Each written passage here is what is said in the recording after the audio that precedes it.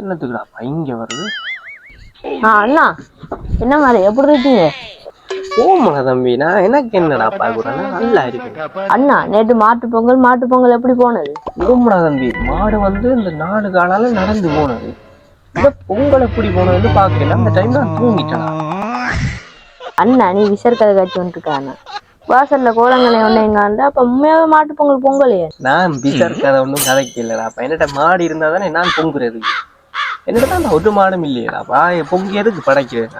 உன்னை பார்த்தாலும் மாடு மாத்தா இருக்கு, அதுக்கு நீயே பொங்கிட்டு இந்த விசர் கதை காய்ச்சி போனாம என்கிட்ட நீ சொன்னதுன்னா கேட்டது. நீ சும்மா புளி தள்ளி கொண்டிருக்காண்ணா. வாரேன், அந்த மாடு 20 மாடு நிக்குது வாசல்ல. இங்கால பார்த்தா 40 மாடு நிக்குது. பெண் சும்மா புழுகுற மாடு இல்லண்டு.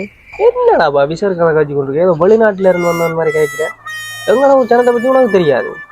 மாட்டு பொங்கல் வந்தா மட்டும்தான் அந்த மாட்டுக்கு என்ன செய்வாங்கன்னா நல்லா குளிப்பாட்டி இழிப்பாட்டி பட்டையெல்லாம் மடிச்சு போட்டு அதுக்கு பட்டும் கட்டி விட்டு பொங்கலை வச்சு அதுக்கு கொடுக்க மாட்டாங்க.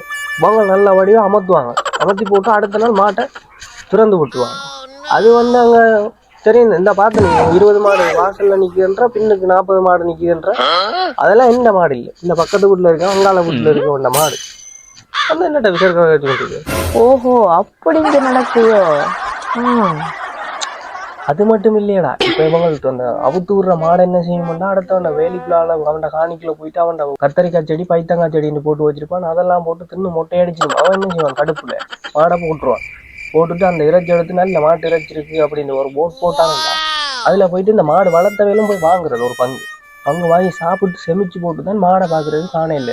காணையிலேருந்து அடுத்த நாள் போயிட்டு போலீஸ்ல கம்ப்ளைண்ட் கொடுக்குறது. இந்த மாட்டை காணையில உன தூக்கிட்டு போயிட்டான். தூக்கம் தானே இப்படி விட்டா.